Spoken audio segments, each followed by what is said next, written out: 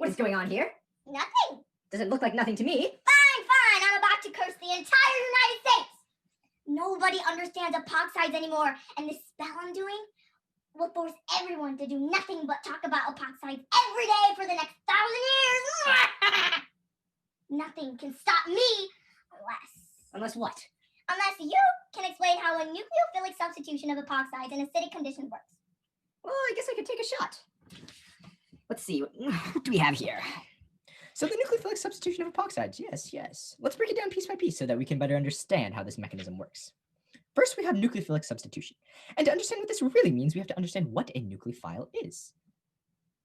So a nucleophile is a chemical species that donates a pair of electrons in a reaction to form a chemical bond. A nucleophile reacts with an electrophile, such as proton, to create a reaction. It's usually a positively charged species, and that's what the proton is in this instance. So the nucleophile will donate one of its lone pairs to the electron, or to the electrophile, and form a bond. This cancels out the charges and leads to a stable product, H2O. Keep in mind that H2O still has lone pairs, so it can act as a nucleophile again. Let's go to the next part, substitution. When you have a starting compound that has a leaving group attached to it, like chloromethane, you can add a nucleophile, like a bromide ion, and through a mechanism, the nucleophile will replace the leaving group, creating a new compound, bromomethane. The exact specifics of this reaction will be explained a little bit later. So let's move on to the next part of the question, epoxides. So the starting material in this mechanism is an epoxide, which is a cyclic ether with a 3-atom ring. So this ring is made up of an oxygen and 2 carbons, and the 2 carbons can also be attached to other R groups, signified in this drawing by R1 and R2. Epoxides are locked into equilateral triangle configurations, which causes a lot of strain, so these compounds are highly reactive. Finally, let's talk a little bit about acidic conditions.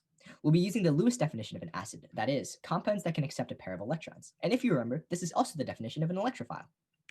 Now it's time to get into the mechanism. Here's a little Incredibles meme to get you excited, because it's showtime. Let's start off by looking at why acidic substitutions are required. Here we have an epoxide, and for the purposes of this demonstration, we're going to put a methyl group on the left carbon of the epoxide on the dash.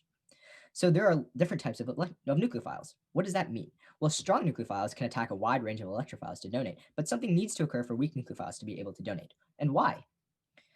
You can see in these examples that strong nucleophiles like Br-, OH-, and Cl- are usually negatively charged, so they're already incentivized to give up an electron pair, while nucleophiles like H2O and MEOH need the electrophile, which is in this case the epoxide, to change somehow before they're able to donate those lone pairs.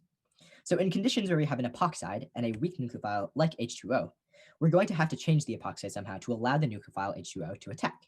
And how do we do that? With an acid. So we have our epoxide here, and it has 2 lone pairs that fill the oxygen's octet. In this case, we're going to assume that the acid has dissolved, and we can see individual protons like so. The oxygen is going to function as a nucleophile and donate a pair of electrons to the proton so that the 2 can bond. Now our oxygen has a formal positive charge, so it'll be much more receptive to weak nucleophile attack. So here is our new cation. The bond attaching the oxygen to the more substituted carbon is weaker, so it will break and the epoxide will quote-unquote open. This will stabilize the oxygen and a secondary carbocation is formed. If the other bond had broken, attaching the O to the right-sided carbon, a primary carbocation would have been formed, and that's a lot less energetically stable, so it won't be favored. Next, our nucleophile H2O, which is weak, again, will be added. The water will donate an electron pair to the carbocation, and a bond will form there. The result is this compound, but there's a hitch. When you're adding an H2O, the oxygen will still be positively charged, so you have to find a way to stabilize the compound.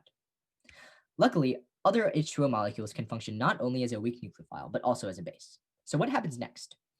The H2O can donate a pair of electrons to one of the protons in the newly added H2O. This means that the H2O will pick up a proton to become H3O+, and the oxygen in the main molecule will be stabilized. So in conclusion, we can get from this epoxide to this product by simply adding an acid and a weak nucleophile, which is water.